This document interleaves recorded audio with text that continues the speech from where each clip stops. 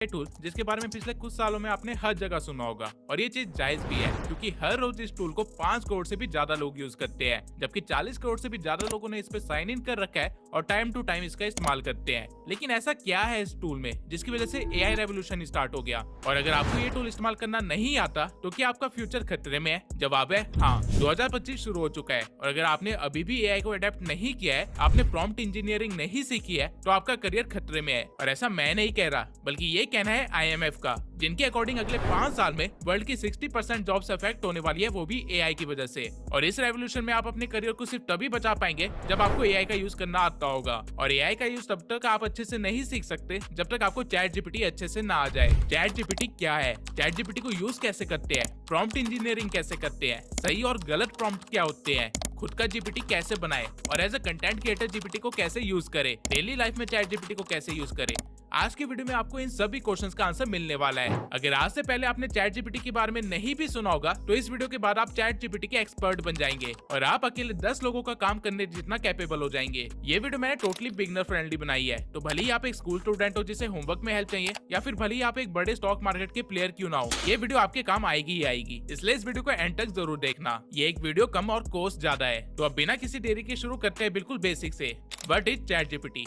Chat GPT की full form है chat generative pre train transformer, और ये एक एआई टूल है जो कि आपके क्वेश्चंस के आंसर देता है और आपके बताए हुए टास्क कंप्लीट करता है। लेकिन इसमें यूनिक क्या है और कैसे इस टूल ने रेवोल्यूशन स्टार्ट किया, ये समझने के लिए आपको पहले थोड़ा सा हिस्ट्री में जाना पड़ेगा। और अगर आप इस पार्ट को थियोरेटिकल समझ के स्किप करने की गलती करने वाले हो तो अभी रुक जाओ। प्रैक्टिकली आप तब तक एआई को अडेप्ट नहीं कर पाओगे जब तक आपको थ्योरी अच्छे से समझ ना आ जाए। सारी गेम स्टार्ट होती है 1940s में, जब इंसानों ने पहली बार कंप्यूटर बनाया था जो कि अकाउंट्स के काम के लिए यूज हो रहा था। तभी से सभी इंजीनियर्स और साइंटिस्ट के दिमाग में सिर्फ एक ही सवाल था, क्या हो अगर कंप्यूटर इंसानों की तरह सोच सके, बोल सके और काम कर सके। और इसी आइडिया से कॉन्सेप्ट जनरेट हुआ एआई का, यानी आर्टिफिशियल इंटेलिजेंस। अगर आपको नहीं पता तो मैं बता दूं कि पहला एआई प्रोग्राम 1956 में ही बन गया था और तब से एआई में एडवांसमेंट होती जा रही है। उस टाइम में एआई को चीजों को क्लासिफाई करने के लिए यूज किया जाता था। सुनने में बहुत ही छोटी सी चीज लग रही है, लेकिन सोचिए जब कंप्यूटर बना तभी कुछ ऐसा बन गया जो कि खुद डाटा को क्लासिफाई कर सके। उस जमाने के हिसाब से ये बहुत ही बड़ी चीज थी। पर सवाल यहाँ पे ये आता है कि अगर एआई 19th सेंचुरी में ही एग्जिस्ट कर रहा था तो ये अभी क्यों वायरल हुआ है और अभी क्यों इतनी ज्यादा रेवोल्यूशन स्टार्ट हो रही है?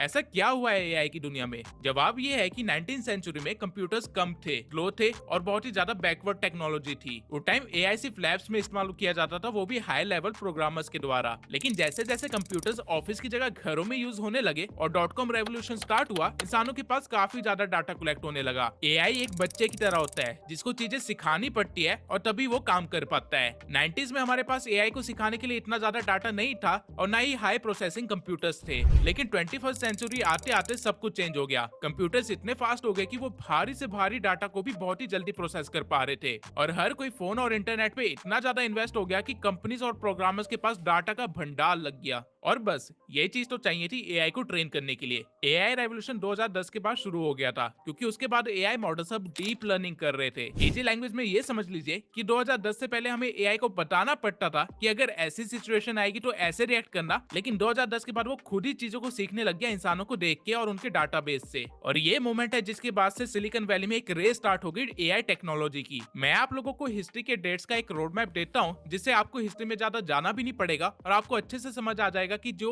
एआई हम आज इस्तेमाल कर रहे हैं उसको बनाने के पीछे कितने लोगों का हाथ है और कितनी ज्यादा एडवांसमेंट थी। इस टाइमलाइन में हो सकता है कुछ चीजें आपको समझ ना आए, लेकिन टाइमलाइन के बाद मैं आपको वो चीजें समझा दूंगा। इसलिए जल्दी से एक बार टाइमलाइन को देख लेते हैं। 2000 तक एआई ज्यादा एडवांस नहीं था क्योंकि हमारे पास टेक्नोलॉजी की कमी थी। 2002 तक अमेज़न और माइक्रोसॉफ्ट अपनी वेबसाइट्स में एआई का इस्तेमाल करने लग गए थे, प्रोडक्ट रिकमेंडेशन के लिए और चैट असिस्टेंस के लिए। लेकिन ऑब्वियसली ये भी उतना अच्छा नहीं था। 2006 में जेफरी हिंटन ने डीप लर्निंग का कॉन्सेप्ट इंट्रोड्यूस किया, लेकिन अगेन कुछ एडवांसमेंट नहीं हो पाई क्योंकि हमारे पास उतनी कंप्यूटिंग पावर नहीं थी। 2009 में एनवीडिया ने पावरफुल जीपीयू लॉन्च करना स्टार्ट कर दिया जो कि एआई ट्रेनिंग के लिए यूज होने लगे और एआई रेवोल्यूशन को थोड़ा सा यहाँ से तेजी मिली। 2012 तक डीप लर्निंग एक रियलिटी बन चुका था, यानी कि अब एआई खुद को ट्रेन कर पा रहा था। और इसी साल एलेक्स नेट के डीप लर्निंग मॉडल ने इमेज नेट कंपटीशन जीता, जहाँ पे उनकी एआई ने इंसानों से भी बेहतर तरह से इमेजेस को रिकॉग्नाइज किया। और यही साल था फेसबुक के लॉन्च होने का भी, जिसके बाद डाटा की सुनामी आ गई। 2014 में GAN इंट्रोड्यूस हुआ, जो कि पहला जनरेटिव AI नेटवर्क था, जहाँ पे अब AI इमेजेस जनरेट कर रहा था खुद से। 2015 में ओपन AI कंपनी खोली गई इलॉन मस्क और सैम ऑल्टमैन द्वारा। इलॉन मस्क का टारगेट था AI को सेल्फ ड्राइविंग के लिए यूज करना। 2016 में एलेक्सा लॉन्च हुआ, जिसे कॉमन जनता ने बहुत ही ज्यादा यूज किया, और ये पहली मास कम्युनिकेशन थी ह्यूमन सिविलाइजेशन और AI के बीच, क्योंकि इससे पहले AI सिर्फ प्रोफेशनल लोग ही यूज कर रहे थे अपने काम के लिए। 2017 में फाइनली गूगल ने इंट्रोड्यूस किया ट्रांसफॉर्मर मॉडल, जो कि आगे चल के चैट जीपीटी का फाउंडेशन बना। 2020 तक ओपन AI ने चैट जीपीटी मॉडल 1 और 2 को टेस्ट कर लिया था, और 2022 में नवंबर 22 को ही चैट जीपीटी का मॉडल 3 पब्लिक के लिए लॉन्च कर दिया गया, जिसपे विद इन 5 डेज 1 मिलियन से भी ज्यादा यूजर्स आ गए। नाउ इस पूरे टाइमलाइन में 2 मेजर इवेंट्स हुए। सबसे पहला 2014 में, जब जनरेटिव AI बना। लेकिन अब जनरेटिव AI क्या है? जनरेटिव AI यानी एक ऐसा AI मॉडल जो कि अब खुद से कुछ जनरेट कर सकता था, कुछ ऐसा जो पहले कभी ना बना हो, जो पहले कभी एग्जिस्ट ही ना करता हो। इससे पहले जो मॉडल्स थे वो प्रोग्राम के बेसिस पे चल रहे थे, उनको प्रिडिक्ट किया जा सकता था। लेकिन जनरेटिव AI एक आर्टिस्ट है जो कि अपनी मर्जी से कुछ भी बनाने की समझ रखता है। इस बात की डेप्थनेस को आप इस तरह समझिए, अगर मैं आप लोगों को कहूँ कि कोई एक ऐसा जानवर बनाओ जो कि धरती पे कभी एग्जिस्ट ना किया हो, टोटली कुछ नया हो, तो आप में से काफी सारे लोग ये कर ही नहीं पाएंगे। लेकिन सेम चीज जब मैंने चैट जीपीटी को बोली तो उसने मुझे ये बना के दिया। इवन मेरे कहने पे इसने इसका नामकरण भी कर दिया और इसकी स्पेशलिटी एंड फीचर्स भी बता दिए। Now this is what we call generative AI, zero से कुछ क्रिएट करने की कैपेबिलिटी रखना। 2014 के बाद दूसरा मेजर लीप आया 2017 में, जब ट्रांसफर मॉडल रिलीज किया गया गूगल द्वारा। नाउ 2014 में AI में क्रिएटिंग कैपेबिलिटी तो आ गई थी, लेकिन वो इतनी अच्छी नहीं थी,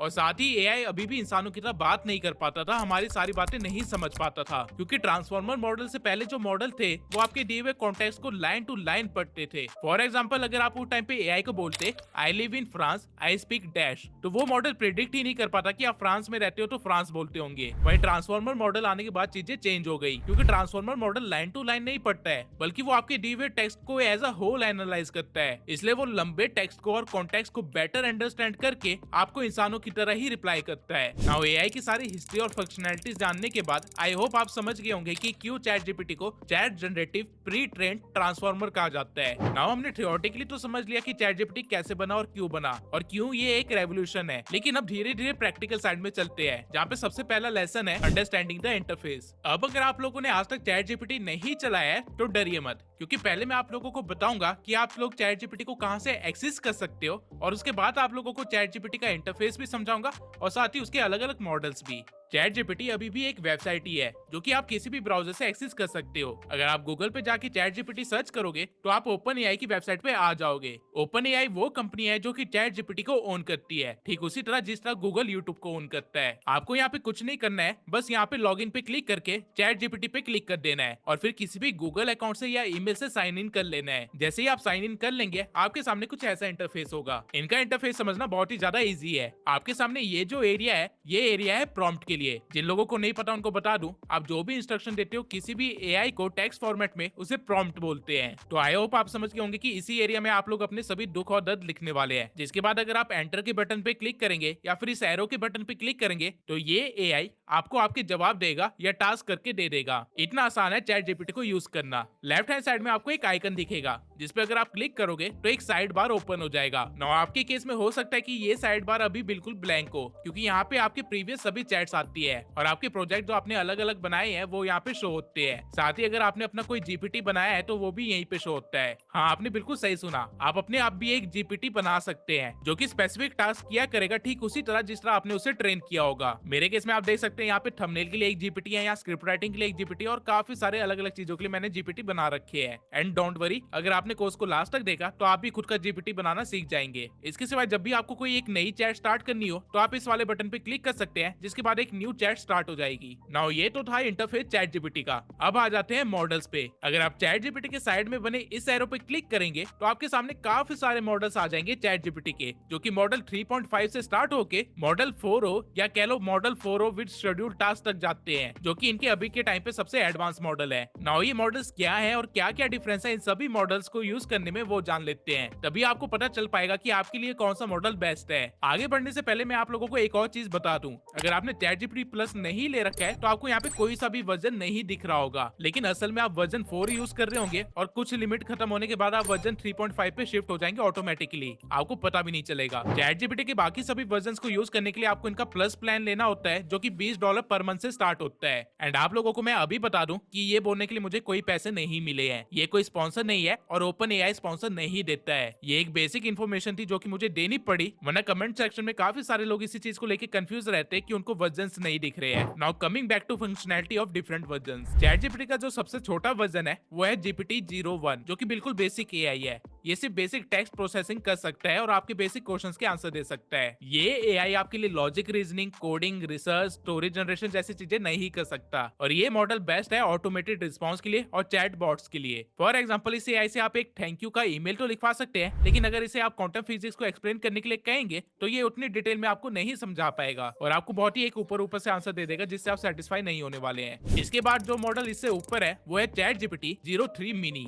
ये मॉडल पिछले मॉडल से ज्यादा बेटर टेक्स्ट को अंडरस्टैंड करता है और आपको रिजल्ट देता है। अब आप इस मॉडल के थ्रू सेंटेंस फॉर्मेशन करवा सकते हो, ब्लॉग लिखवा सकते हो, किसी प्रोडक्ट की डिस्क्रिप्शन लिखवा सकते हो और इवन अपने इंस्टा के पोस्ट के कैप्शन भी लिखवा सकते हो। लेकिन ये टूल भी डीप कन्वर्सेशन और कोडिंग रिलेटेड चीजों के लिए नहीं बना है। एग्जाम्पल के लिए इसे अगर आप डिजिटल मार्केटिंग के ऊपर ब्लॉग लिखने के लिए कहेंगे तो ये एक डिसेंट सा ब्लॉग लिख देगा, लेकिन अगर आप इसे एक सस्पेंस थ्रिलर स्टोरी लिखने के लिए कहेंगे तो ये एक बोरिंग सी स्टोरी दे देगा जो कि ज्यादा क्रिएटिव नहीं होगी। इसके बाद जो मॉडल आता है वो है ChatGPT-03 मिनी हाई। नाउ ये वर्जन भी पिछले मॉडल का सिर्फ थोड़ा सा ही अपग्रेडेड मॉडल है। इस मॉडल के थ्रू आप कॉपी राइटिंग करवा सकते हैं, लेकिन स्टिल आप यहाँ पे कोडिंग नहीं करवा सकते, ना ही कोई क्रिएटिव टास्क करवा सकते हैं। इस मॉडल के बाद आता है मॉडल 3.5 जिसका एक्सेस आप में से हर किसी के पास है क्योंकि ये मॉडल टोटली फ्री है। जिन लोगों को मॉडल के वर्जन्स नहीं दिख रहे वो एक्चुअल में इसी मॉडल को यूज कर रहे हैं। ये मॉडल लंबी कन्वर्सेशंस के लिए बढ़िया है क्योंकि ये आपकी प्रीवियस चैट्स की मेमोरी को भी स्टोर करता है। इसके साथ ही इस मॉडल की क्रिएटिविटी प्रीवियस सभी मॉडल से बेहतर है और इस मॉडल के थ्रू आप coding, story telling, problem solving सब करवा सकते हैं। लेकिन इस मॉडल की भी लिमिटेशन है, आप इससे इमेजेस या वीडियोस या कोई भी चीज जनरेट नहीं करवा सकते, ना ही आप इस मॉडल में कुछ अटैच कर सकते हैं। आपको पूरी तरह से टेक्स्ट प्रॉम्प्ट पे ही निर्भर रहना पड़ेगा और इसके सिवाय ये मॉडल थोड़ा सा हेलुसिनेट भी करता है। आई नो आप लोग सोच रहे होंगे कि AI हेलुसिनेट कैसे कर सकता है। AI की टर्म्स में हेलुसिनेशन का अलग मतलब होता है। AI हेलुसिनेशन का मतलब होता है कि AI फॉल्स इन्फॉर्मेशन या मिसलीडिंग इन्फॉर्मेशन जनरेट कर रहा है, वो भी पूरे कॉन्फिडेंस के साथ। इवन कई बार तो वो पूरी मेड अप इन्फॉर्मेशन भी दे सकता है आपको। लेकिन AI ऐसा क्यों करता है? रीजन ये है कि AI को ना नहीं बोलना आता। हाँ, मजाक नहीं कर रहा, ये सच है। AI कभी नहीं बोलेगा कि मुझे नहीं पता या मैं नहीं कर सकता या मैं नहीं जानता, बल्कि वो आपको आसपास के कुछ आंसर्स गैस करके आपको कुछ ना कुछ रिप्लाई तो दे ही देगा। फॉर एग्जांपल, अगर आप ChatGPT के मॉडल 3.5 से पूछोगे कि यूएस का प्रेसिडेंट कौन था 1780 में, तो वो ये नहीं बोलेगा कि प्रेसिडेंट नहीं था, बल्कि वो बोलेगा कि जॉर्ज वॉशिंगटन था। अब रियलिटी में वॉशिंगटन 1789 में प्रेसिडेंट बने थे, लेकिन AI के पास मेरे क्वेश्चन का आंसर नहीं था तो उसने मुझे मिसलीड कर दिया और बजाय ये कहने की कि उसे आंसर नहीं पता, उसने ये गैस कर लिया कि 1789 में अगर वॉशिंगटन थे तो 1780 में भी वॉशिंगटन ही रहे होंगे।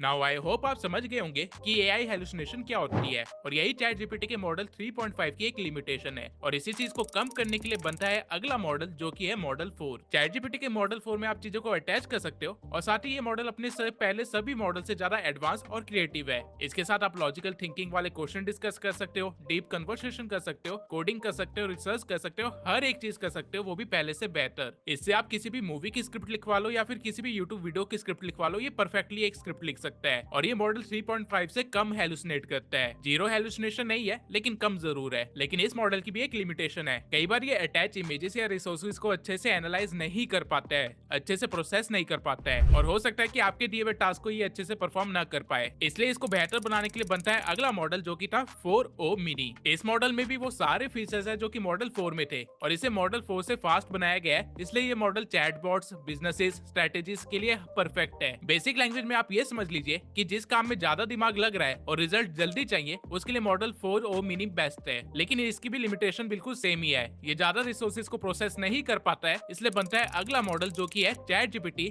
Model 4o omni. ये ChatGPT का अभी तक का स्ट्रॉन्गेस्ट मॉडल है और इसके अंदर आप ऑडियो, वीडियो, इमेजेस कुछ भी अटैच कर लो, ये AI उसे अच्छे से प्रोसेस कर लेगा और आपके टास्क को अच्छे से कैरी आउट भी कर लेगा। साथ ही इसकी क्रिएटिविटी लेवल भी बाकी सभी मॉडल से ज्यादा बेहतर है। और सबसे खास बात इस मॉडल की ये है कि इसे इमोशनल अंडरस्टैंडिंग भी है, यानी कि ये लॉजिकल आंसर तो देगा, लेकिन अगर आपने अपना प्रॉम्प्ट सही तरीके से लिखा होगा तो ये आपके इमोशंस को समझते हुए आंसर देगा। इस एआई की मदद से आप मार्केटिंग करवाओ, अपने कोड्स को डीबग करवा लो, या फिर जो करवाना चाहते हो वो करवा लो, ये सब कर सकता है। अब टेक्निकली एक एआई से हम जितना एक्सपेक्ट कर सकते हैं वो सब कुछ मॉडल 4o ओमनी कर रहा है, लेकिन ओपन एआई की टीम को एक और फीचर दिखा जो कि एग्जिस्टेंस में लाया जा सकता था, और इसलिए उन्होंने एक और मॉडल लॉन्च किया जो कि है ChatGPT model 4o with schedule task. इस मॉडल की मदद से बेसिकली आप अपने टास्क को शेड्यूल कर सकते हो और टाइम होने पे ये आपको नोटिफाई कर देगा उन चीजों के लिए। सिंपली समझने के लिए आप ये समझ लीजिए कि गूगल कैलेंडर का सारा काम ChatGPT कर सकता है। नाउ ये थे ChatGPT के सारे 8 मॉडल्स और उनकी स्पेशलिटी और लिमिटेशंस। अब आई होप ये सेक्शन देखने के बाद आप लोगों को कभी कंफ्यूजन नहीं होगी कि कौन सा मॉडल यूज करना चाहिए और किस मॉडल से क्या क्या करवाया जा सकता है। एक और चीज, आपको हर मॉडल में सेम क्वेश्चन या टास्क के लिए अलग अलग रिस्पॉन्सेस मिल सकते हैं, इसलिए बेहतर होगा कि आप मॉडल 4 या फिर उससे ऊपर के मॉडल्स यूज करें। और इसलिए मैं आप लोगों को इन्फॉर्म भी करना चाहता हूं कि आगे की सारी वीडियो में हम मॉडल 4 और 4o को यूज करने वाले हैं, ताकि आप लोगों को ChatGPT का फुल पोटेंशियल दिख सके। अभी तक हमने ChatGPT की थ्योरी देख ली, अब आते हैं पूरी तरह से प्रैक्टिकल पे, प्रॉम्प्ट इंजीनियरिंग।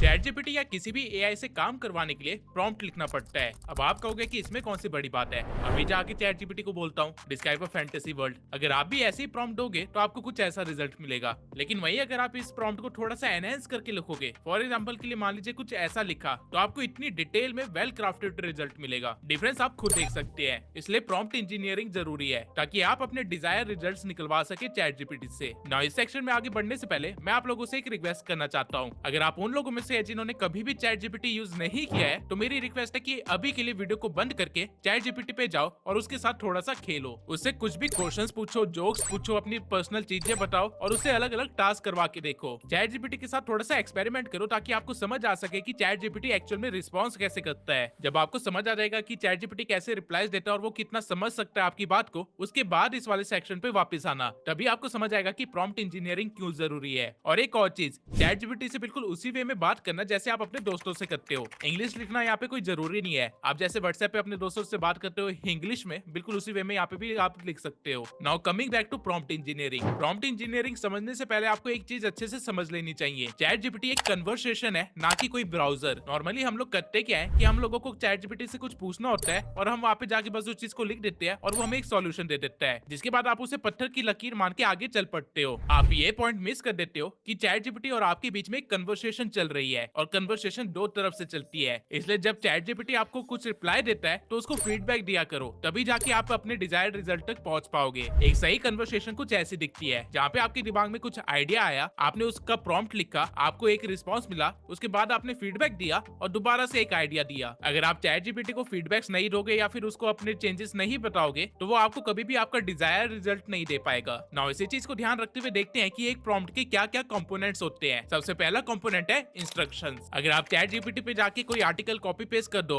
और उससे कुछ ना बोलो तो बेचारा एआई समझ ही नहीं पाएगा कि उसे करना क्या है। इसलिए इंस्ट्रक्शन सबसे पहला कंपोनेंट है और सबसे मेन कंपोनेंट भी है, क्योंकि इसके बिना किसी भी चीज का कोई मतलब नहीं बनता। अगर आप ChatGPT पे जाके आर्टिकल कॉपी पेस्ट कर दो और फिर उसे बोलो कि इसको समराइज करो, तो आपने ChatGPT को एक इंस्ट्रक्शन दिया है, अब उसे पता है कि उसे क्या करना है। लेकिन इसमें अब एक दिक्कत है, ChatGPT अपनी तरफ से काम तो कर देगा, लेकिन हो सकता है वो काम आपके डिजायर रिजल्ट जैसा ना दिख रहा हो, क्योंकि उसे पता ही नहीं है कि इस चीज को आप समराइज किस लिए करवा रहे हो। और यहीं पे आता है किसी भी प्रॉम्प्ट का दूसरा कंपोनेंट जो कि है कॉन्टेक्स्ट। कॉन्टेक्स्ट का मतलब होता है कि जो आप टास्क ChatGPT से करवा रहे हो वो क्यों करवा रहे हो, क्या मोटिव है उसके पीछे। फॉर एग्जांपल अगर मैं आर्टिकल को समराइज करवा रहा हूँ तो वो मैं इसलिए करवा रहा हूँ ताकि मैं उसे अपनी YouTube वीडियो की स्क्रिप्ट में इन्वॉल्व कर सकूं, जिसका टॉपिक है XYZ। जब मैं ये कॉन्टेक्ट ChatGPT को दूंगा तो वो रिजल्ट भी मुझे उसी हिसाब से देगा जो कि मेरी स्क्रिप्ट राइटिंग में हेल्प कर सके, अदरवाइज वो एक नॉर्मल रोबोट की तरह आपकी चीजों को समराइज कर देगा। यहाँ पे आपको ये पॉइंट समझने की जरूरत है कि एआई को भी इंसानों की तरह ट्रीट करो। जैसे कि जब भी आपका दोस्त आपसे पैसे मांगता है तो आप उसे हजारों सवाल पूछते हो कि क्यों चाहिए, कहाँ पे लगाएगा, क्या करेगा, वगैरह वगैरह। ठीक उसी वे में एआई की भी ये क्यूरियोसिटीज को दूर करो। अगर आप उसे टास्क दे रहे हो तो उसे बताओ क्यों दे रहे हो, क्या करवाना चाहते हो, क्या है तुम्हारा डिजायर रिजल्ट। जब आप कॉन्टेक्स्ट दोगे तभी वो एक नॉर्मल इंसान की तरह रिप्लाई कर पाएगा, वरना वो रोबोट की तरह ही रिप्लाई करेगा। Now coming to the next component of the prompt, that is input data. इसका मतलब होता है कि आप ChatGPT को क्या प्रोवाइड कर रहे हो अपना रिजल्ट पाने के लिए। जैसे कि आर्टिकल वाले केस में हम आर्टिकल प्रोवाइड कर रहे थे, थे। लेकिन कई बार ऐसा भी होता है कि हमारे को बस नॉर्मल सा क्वेश्चन पूछना होता है जिसका आंसर हमें चाहिए होता है, तो उस केस में आपका प्रॉम्प्ट ही आपका इनपुट डाटा होता है। और जैसा कि नेचर का रूल है, इनपुट गया है तो आउटपुट भी आएगा, और यही है हमारा चौथा कंपोनेंट, आउटपुट डाटा।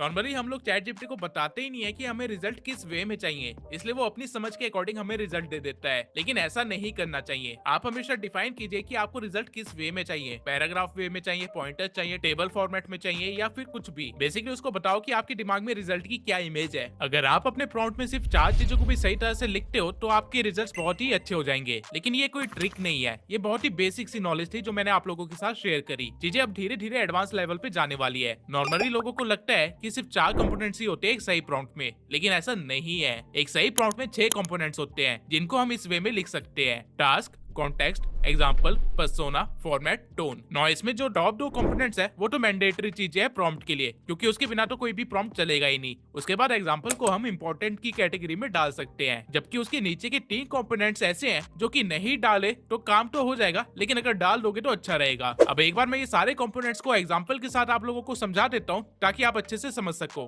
तो सबसे पहला है टास्क।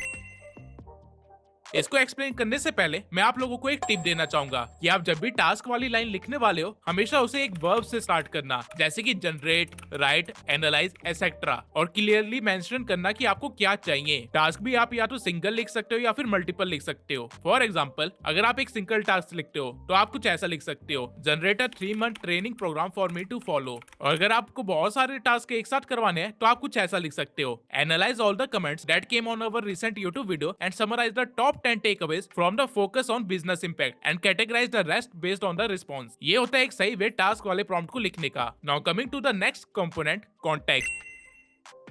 अब जैसा कि मैंने पहले बताया था, कॉन्टेक्स्ट का मतलब होता है कोई भी कहानी बताना कि कोई भी टास्क क्यों चाहिए। अब देखा जाए तो कहानी जितनी मर्जी लंबी हो सकती है, क्योंकि हम लोग इंसान हैं और हम चेन रिएक्शन में वर्क करते हैं। तो क्या हमें एआई को सब कुछ ही कहानी बता देनी चाहिए? जवाब है नहीं, क्योंकि आप उसको जितनी लंबी चौड़ी कहानी बताओगे वो उतना ही ज्यादा पॉसिबिलिटीज ऑफ रिजल्ट ढूंढने की कोशिश करेगा। और इस वजह से ये हो सकता है कि आपको जो एंड में रिजल्ट मिले वो आपकी मेन प्रॉब्लम को सॉल्व करने की जगह किसी और प्रॉब्लम को ही सॉल्व कर बैठे, या फिर आपके लिए एक और प्रॉब्लम क्रिएट ही कर दे। क्योंकि जितनी ज्यादा कहानियां होगी चैट जीपीटी के पास, उतने सारे रास्ते होंगे आपको रिस्पांस देने के लिए, और हो सकता है वो कोई भी रास्ता चूज कर ले, आपका डिजायर्ड रिजल्ट वाला रास्ता ना हो। तो कॉन्टेक्स्ट कैसे देना वो देख लेते हैं। कॉन्टेक्स्ट देने के लिए आपको बस 3 सवालों के जवाब देने हैं। सबसे पहला, यूजर का बैकग्राउंड क्या है। दूसरा, व्हाट सक्सेस लुक्स लाइक। तीसरा, what environment are they in. Example के लिए, I am a 80 kg male who wants to lose 10 kg over the next 3 months। I can go gym 5 times a week for only 1 to 2 hours each session। Give me a 3-month training program to follow. Now देखा जाए तो मैं इसे और भी ज्यादा background story they सकता था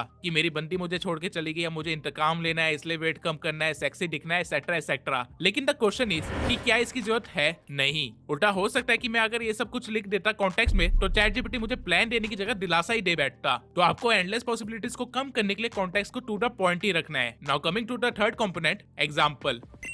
चैट जीपीटी एलएलएम मॉडल का यूज करता है, यानी कि लार्ज लैंग्वेज मॉडल। और जनरली जब इस मॉडल को एग्जांपल के साथ कुछ चीजें समझाई जाती है तो ये बेटर रिस्पॉन्स करता है। फॉर एग्जांपल के लिए मान लीजिए कि मुझे किसी का रेज्यूमे पसंद आया, तो मैं क्या कर सकता हूँ कि मैं इसे बोल सकता हूँ: I am applying for a social media marketing agency, generate a resume for me that helps me to get the job, make sure to follow this format style for the resume. Now इसके बाद जो result ये मुझे देगा वो बिल्कुल same style में होगा, क्योंकि इसके पास एक एग्जाम्पल था। नाउ यहाँ पे एक टिप है, जरूरी नहीं है कि आप हर एक प्रॉम्प्ट में एग्जाम्पल दो, क्योंकि हर एक प्रॉम्प्ट आपका कुछ टास्क स्पेसिफिक नहीं होने वाला है। लेकिन अगर आप कुछ टास्क स्पेसिफिक काम के लिए यूज कर रहे हो तो एग्जांपल देना बेटर रिजल्ट जरूर देगा। Now coming to the fourth component, persona.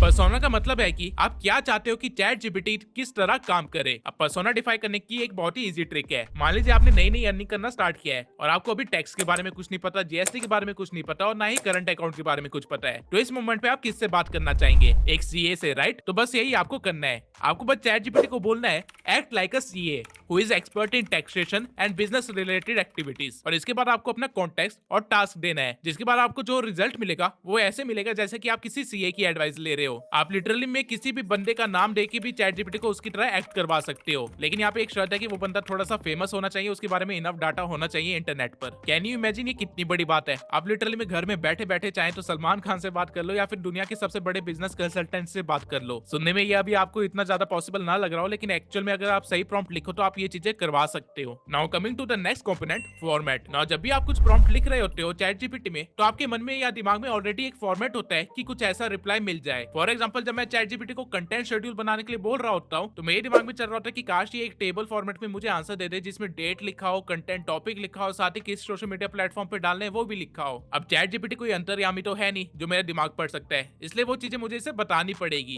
आपको ये चीज कुछ इस वे में लिखनी है, give me output in tabular format with the headings of date, content idea and social media platform and add any necessary column if you think. बस इतना आसान था फॉर्मेट के बारे में बताना। Now coming to the last, tone. Basically आपको ChatGPT से कैसा रिस्पॉन्स चाहिए वो आपको यहाँ पे मेंशन करना होता है। फॉर एग्जांपल अगर आप ऑफिस के लिए कोई ईमेल लिखवा रहे हो तो ऑब्वियसली आपको उसमें और बिडू कैसा है ऐसे टाइप की लैंग्वेज तो नहीं चाहिए होगी, उसमें आपको चाहिए होगी फॉर्मल टोन। तो वही चीज आपको यहाँ पे मेंशन करनी है। नाउ आपने सारे 6 कंपोनेंट्स सीख लिए हैं। अब देखते हैं कि इन सभी को एक साथ मर्ज करके कैसे प्रॉम्प्ट लिखना होता है। इसके लिए एक केस लेके चलते हैं कि आपने एक नया यूट्यूब चैनल स्टार्ट किया है और आपको उसकी स्ट्रेटेजी चाहिए ChatGPT की मदद से। तो बजाय कि आप कुछ ऐसा प्रॉम्प्ट लिखे, I have started a new YouTube channel in finance niche, help me to build strategy, आपको एक प्रॉम्प्ट इंजीनियर की तरह प्रॉम्प्ट लिखना है उन 6 कंपोनेंट्स को यूज करते हुए। कैसे देख लेते हैं। You are a social media expert and a strategist who has more than 10 years of experience in YouTube. I am starting a new YouTube channel in finance niche. My goal is to achieve 100k subscribers on that channel within 6 months. I have 5 years of knowledge of finance market that I can share with my audience, and I can create 3 long videos every week. Make a YouTube strategy for me that will help me to achieve my goal. The strategy should include all the milestones that I have to cover and in how many months or weeks I must cover them, along with all the steps that should be taken to achieve those milestones. And also give me content ideas with the months and dates that I should be uploading.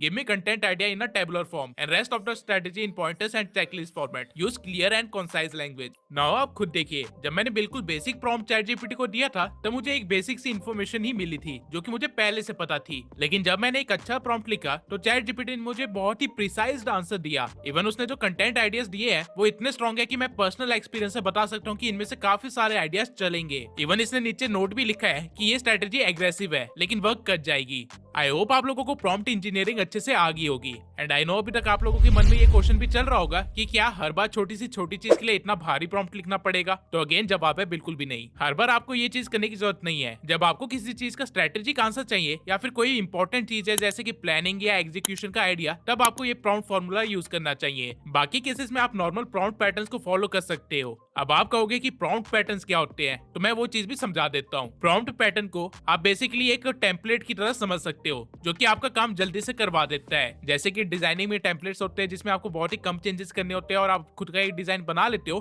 ठीक है उसी तरह prompt के भी patterns होते हैं जिसमें कुछ चीजें ऐड करके या सब्ट्रैक्ट करके आप अपना काम निकलवा सकते हो। नॉर्मली 5 तरह के प्रॉम्प्ट पैटर्न यूज होते हैं। सबसे पहला है persona pattern, act as X and do the task Y. Now इस टेम्पलेट में आपको बस एक्स एंड वाई की जगह अपनी रिक्वायरमेंट्स भरनी है, जैसे कि act as a financial expert and explain the best stock market strategies. दूसरा है audience persona pattern, explain X to me, assume I am Y. अब इस टेम्पलेट में ChatGPT को रोल देने की जगह आप खुद को एक रोल दे रहे हो। एग्जांपल के लिए explain importance of socialism and assume I am a BA political science student. तीसरा पैटर्न है visualisation generator pattern, generate X that can be provided to tool Y for visualisation. इस पैटर्न का इस्तेमाल content creators बहुत ही ज्यादा कर सकते हैं कुछ इस तरह से, generate a detailed image prompt from my idea that I can provide to Leonardo AI for visualisation. ऐसा करके आप इससे अच्छे से प्रॉम्प्ट वगैरह लिखवा सकते हैं और लियोनार्डो में जाके अपनी इमेजेस जनरेट करवा सकते हैं या फिर कोई भी टास्क करवा सकते हैं, आपकी मर्जी है। चौथा है recipe pattern, in order to do X, I need to perform ABC, provide a complete sequence of steps for me while filling in any missing steps and removing unnecessary steps। ये pattern तब useful है जब आपको किसी चीज की आधी knowledge है। For example, I want to travel from Delhi to Vietnam. I know I have to take flight from Delhi and go to Hanoi and stay in Hanoi next day for train street. Complete the rest of the itinerary for me। ऐसा कुछ prompt लिख के आप अपनी पूरी trip को plan करवा सकते हो बिना किसी ट्रैवल एजेंट के। वैसे मैं रिसेंटली वियतनाम जाके आया हूँ और मैंने पूरी ट्रिप अपनी ChatGPT से ही प्लान करवाई थी। पांचवा पैटर्न है template pattern, I will provide a template with placeholders for content, fit the output with one or more placeholders। Now इस पैटर्न में क्या होता है कि आप एक टेम्पलेट बना के देते हो ChatGPT को और ChatGPT आपको उसी टेम्पलेट के बेसिस पे रिप्लाई करता है। एग्जांपल के लिए, generate a weekly fitness routine for my daily life. My placeholders are day, जिसमें डे ऑफ द वीक आएगा, task, exercise, food. Template, on day do this task and do this exercise and eat this food. अब जब आप इस template को run करोगे तो आपको कुछ ऐसा रिजल्ट मिलेगा। मेरा प्रॉम्प्ट बहुत ही बेसिक था आप लोगों को समझाने के लिए, लेकिन आपको आइडिया लग आगे क्या होगा कि कैसे आप इसको खुद इस्तेमाल कर सकते हो एक सही तरह से टेम्पलेट स्ट्रक्चर बनवा के। ये good type of basic coding जैसा ही है। नाउ अभी तक हमने एआई की हिस्ट्री देख ली, रेवोल्यूशन देख लिया और साथ ही प्रॉम्प्ट इंजीनियरिंग भी सीख ली और कुछ कॉमन प्रॉम्प्ट पैटर्न्स भी देख लिए। अब आप लोगों को दुनिया के 50% लोगों से ज्यादा बेटर यूज करना आता है एआई को, लेकिन अभी भी ग्रोथ की स्कोप है। आपने ये तो देख लिया कि आप कैसे टास्क करवा सकते हो चैट जीपीटी से, लेकिन सोचिए कुछ ऐसा टास्क हो जो कि हर दूसरे दिन आपको करवाना है, तो क्या आप चैट जीपीटी को हर रोज प्रॉम्प्ट लिखोगे? नहीं, इसका एक बेटर सॉल्यूशन है खुद का एक जीपीटी ट्रेन करना। हाँ, आपने बिल्कुल सही सुना, आप खुद का जीपीटी बनवा सकते हो और उसे यूज भी कर सकते हो। अब ये करना कैसे है वो देख लेते हैं। Making of GPT. खुद का जीपीटी बनाने के लिए आपको सबसे पहले साइड बार पे जाना है और यहाँ पे एक्सप्लोर जीपीटीज पे क्लिक करना है। जब आप यहाँ पे क्लिक करोगे तो आप देखोगे कि यहाँ पे बहुत सारे जीपीटीज ऑलरेडी हैं जो कि अलग अलग टास्क के लिए बनाए गए हैं, जैसा कि इमेज क्रिएशन के लिए डाली बना हुआ है, राइटिंग के लिए एआई समराइजर बना हुआ है, एसेट्रा एसेट्रा। ये जीपीटी बेसिकली लोगों ने खुद के लिए बनाए थे और बाद में उन्होंने इसको पब्लिक कर दिया ताकि बाकी लोग भी इसे यूज कर सके। ना आप चाहे तो इनमें से किसी भी मॉडल को यूज कर सकते हैं या फिर आप खुद का भी मॉडल ट्रेन कर सकते हैं। एंड डरिए मत, इसके लिए आपको कोडिंग आने की कोई जरूरत नहीं है, बहुत ही आसान है। आपको टॉप राइट कॉर्नर में क्रिएट पे क्लिक करना है, जिसके बाद आपके सामने कुछ ऐसा इंटरफेस खुल जाएगा। ना आपको सिर्फ वो करते जाना है जो कि ये चैट जीपीटी आपसे पूछता जाएगा। जैसे कि सबसे पहले इसने हमसे पूछा कि हमें क्या क्रिएट करना है, हमें नया जीपीटी किस चीज के लिए चाहिए। तो अब ये चीज आपके ऊपर है कि आप क्या बनाना चाहते हैं। मेरे केस में मान लीजिए मुझे एक ऐसा जीपीटी चाहिए जो कि मेरी जैसी यूट्यूब स्क्रिप्ट्स लिख सके, तो मैं इसे कहूंगा कि I want to make a GPT which is expert in script writing of YouTube videos. I want it to pick my writing style and provide me a script every time I give it a topic and the script should follow my tonality, way of presenting data and information. Now इसके बाद होगा क्या कि ये GPT अपना थोड़ा सा time लेगा